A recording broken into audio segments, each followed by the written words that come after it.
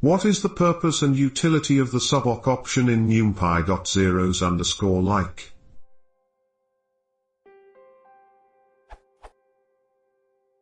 Using numpy's zeros_like and related functions, there is an option. Subok, bool, optional.numpy.zeros_like a, type equals none, order equals k, subok equals true if true, then the newly created array will use the subclass type of a, otherwise it will be a base class array. Defaults to true. I assumed all numpy arrays were of class and array, and I've never had a need to look in detail at an array's subclass. Under what situations might I want to opt out of using the same subclass? Specify the use of the base class.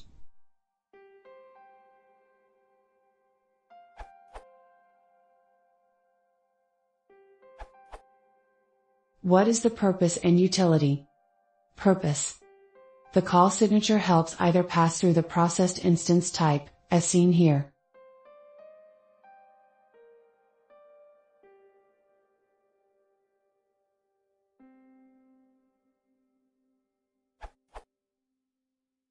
On the contrary, if not willing to reprocess both the dot shape and instantiate the same class, using subok equals false, the produced _alike will not get the same class, as the example the process was given to make the _alike generated output.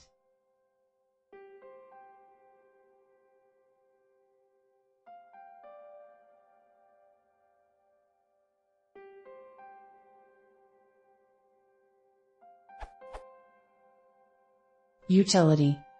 These subok flags are common in more numpy functions, not only the _like s, also in np.array ...